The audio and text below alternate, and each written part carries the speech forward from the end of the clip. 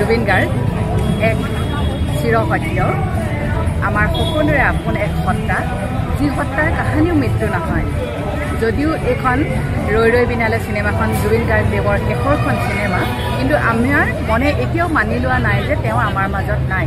গতিকে আজি আমি সকলো নাজিৰাৰ অঞ্চলৰ সকলো মানুহ, সকলো দৰ্শক ইয়ালৈ আহিছে জুবিন গাৰ্গদেৱৰ সৈতে কিছু সময় কটাবৰ বাবে। তেওঁৰ নাই, গতিকে তেওঁৰ শেষৰখন চিনেমা চাব লাগে সেইটো বুলি নহয়, জুবিন গাৰ্গদেৱক ওচৰতে আকৌ এবাৰ পাবৰ কাৰণে সকলো যিহেতু ব্যাকুল হৈ আছে।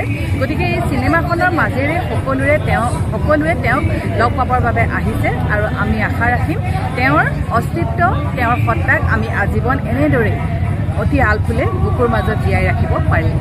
প্ৰাণৰ শিল্পী জুবিন গাৰ্গৰ সপোনৰ কথাছবি ৰৈ ৰৈ বিনালে প্ৰদৰ্শনৰ আগমুহূৰ্ততেই আমি তেখেতৰ প্ৰতি গভীৰ শ্ৰদ্ধা নিবেদন কৰিছোঁ আৰু আমি আশা প্ৰকাশ কৰিছোঁ যে তেখেতৰ সপোনৰ ছবিখনি দৰ্শকে উপভোগ কৰাৰ লগতে তেখেতৰ প্ৰতি বিশেষভাৱে শ্ৰদ্ধা নিবেদন কৰিব আৰু আমি তেখেতৰ সপোনৰ এই কথাছবিখনৰ যোগেদি তেখেতৰ যাতে আত্মাই চিৰশান্তি লাভ কৰে আৰু ভৱিষ্যত প্ৰজন্মৰ যাতে আদৰ্শ স্বৰূপ হৈ পিনি আমাৰ অসমৰ সাংস্কৃতিক জগতখনক অধিক উজ্বলাই তুলিবলৈ সক্ষম হয়, তাৰ প্ৰতি আশা প্ৰকাশ কৰিছোঁ।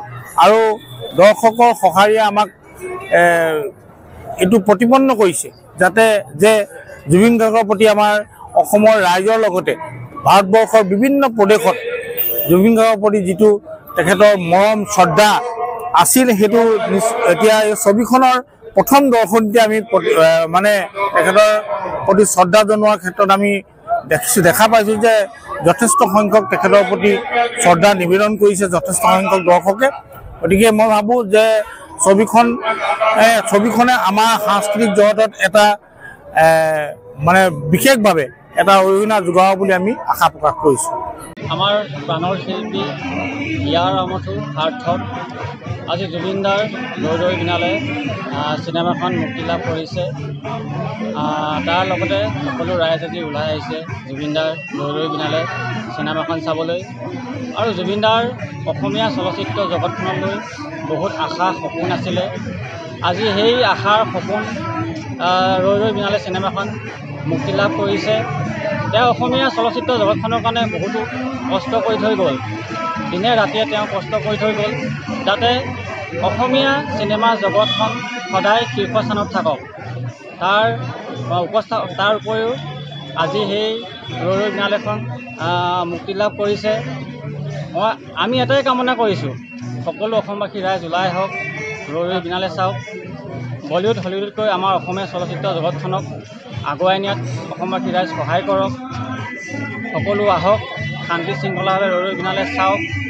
কোনো যাতে ভিতৰত ৰৈ ৰৈ বিনালে চিনেমাৰ ভিডিঅ' ক্লিপ নকৰে তাৰে কামনা কৰিছোঁ। আৰু মুখ্যমন্ত্ৰী ডাঙৰীয়াক আমাৰ ফালৰ পৰা এটা অনুৰোধ জনাইছোঁ। তেওঁ মাজতে এটা কথা কৈছিলে যে সিদ্ধাৰ্থ আৰু শ্যামকান্ত মহন্ত যিকেইজন কালপিত এতিয়াও জেলত সোমাই আছে, উচ্চতম ন্যায়ালয়ে 14 বছৰ কাৰাদণ্ড হ'ব পাৰে, নাই তেওঁলোকৰ মৃত্যুদণ্ড হ'ব পাৰে। আমি এটা ক'ব বিচাৰোঁ, তেওঁলোকৰ 14 বছৰ কাৰাদণ্ড আমাক নালাগে, যাৱজ্জীৱন কাৰাদণ্ড হ'ব লাগিব অথবা মৃত্যুদণ্ড হ'ব লাগিব, তাৰে কামনা কৰিছোঁ। পুনৰবাৰ অসমবাসী ৰাইজক এটাই অনুৰোধ জনাইছোঁ, সকলো আহক, শান্তি শৃংখলাভাৱে ৰৈ ৰৈ বিনালে চাওক, তাৰে কামনা কৰিছোঁ। জুবিনদাৰ একদম শেষৰখন চিনেমা এখন, জুবিনদাৰ একেবাৰে শেষৰখন চিনেমা। আজি জুবিনদা থকাহেঁতেন তেওঁ কিমান আনন্দ পালেহেঁতেন, তেওঁ নাই, তাৰ বাবে আমি দুখ প্ৰকাশ কৰিছোঁ। লগতে সকলো আহক চাওক, পুনৰবাৰ কৈছোঁ সকলো আহক চাওক। আমাৰ অসমীয়া চিনেমা চলচ্চিত্ৰ জগতখন শীৰ্ষস্থানত হ'ব লাগিব, বলিউড হলিউডতকৈ আমি পিছ পেলাব লাগিব, তাৰে কামনা কৰিছোঁ। ধন্যবাদ। জয় আই অসম, জয় জুবিনদা, জাষ্টিছ ফৰ জুবিনদা। ধন্যবাদ।